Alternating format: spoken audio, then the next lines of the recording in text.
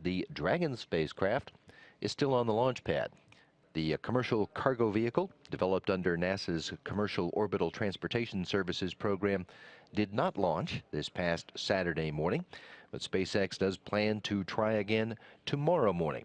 We're going to learn the latest on the new plans for the Dragon launch from Mike Horkachuk. He's the NASA project executive for SpaceX, and he joins us this morning by phone from the launch site in Florida. Mike, if I could get you to start with just a brief recap. Tell us what happened there on Saturday morning and that caused the launch of Dragon to be aborted. Well, we were going through a nominal countdown. Everything was looking really good. And just as the engines were starting to spin up to full power, they aborted on a high pressure in one of the engine chambers. After they safed the vehicle, SpaceX got out to the pad and started doing inspections of that engine area and the engine, and they found that they had a check valve that failed on them. Since then, they've replaced that check valve with a new unit and have tested all the other engines for similar problems and believe that they're good to go. Are there then additional tests or reviews that have to be completed on the repaired component? We had a review yesterday. SpaceX held their internal launch readiness review and believe that they've found the root cause of the problem, and they've put into place the replacement part, and they still have all the safety checks that they had on the initial launch attempt to be able to screen for this problem on any other engines should it somehow manage to manifest itself. I take it that you're referring to the normal checks that they would do on a normal countdown as they proceed. That is correct. You attended the Station Mission Management Team meeting this morning. What was the discussion on the SpaceX situation there? They were still talking about the overall mission when I broke off.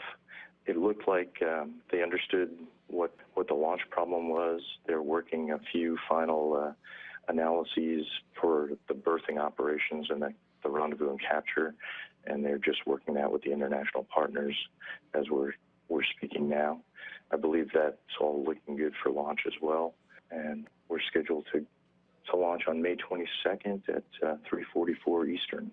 That's 3:44 a.m. Eastern. A.m., correct. And then the mission operations and the schedule that we saw before, it all pretty much slides to the right by 3 days? Yeah, there's some very slight differences in the overall trajectory, but there'd be a flyby on the 24th. That activity generally starts early in the morning again, about 3 a.m. Eastern. On May 25th is birthing day. A lot of the rendezvous up to the station starts very early in the morning, about 46 a.m., so before 1 a.m. Eastern, leading up to a berthing about noontime, and then the hatch open is the following day on May 26th. So it's extending out till Saturday then. This is a demonstration flight for Dragon and for SpaceX. Would you remind us what the official objectives are for this flight? Well, we've got the objectives from two different flights merged into one. We're giving them the chance to meet all those objectives in this one demo flight. So the first part of it is to do a flyby of the station and close a comm link, make sure that they can communicate between the space station and the Dragon spacecraft. And they do that at a slightly longer range from the space station than they would on a normal rendezvous.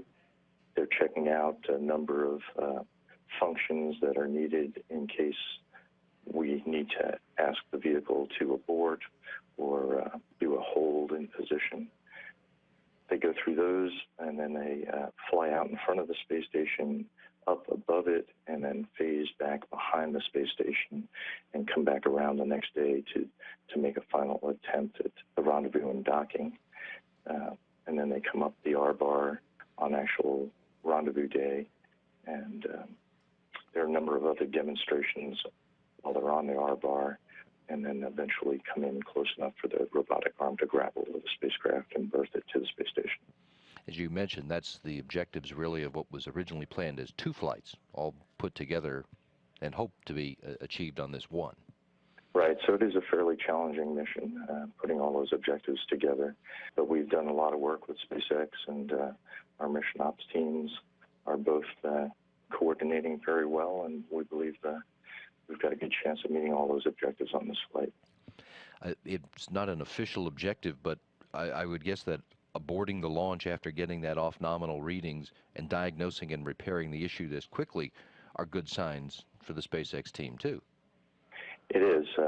That's one thing that they are very good at, is being able to work through launch aborts and correct those problems and be prepared to go again in a very short period of time.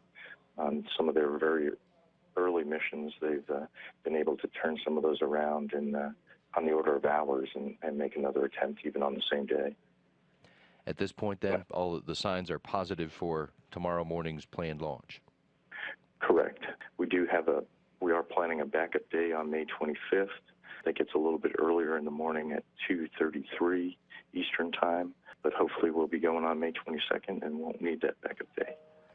Mike, thank you for the few minutes. Appreciate the update. Very good. Mike Orkichuk is NASA's project executive for SpaceX from the Commercial Orbital Transportation Services Program.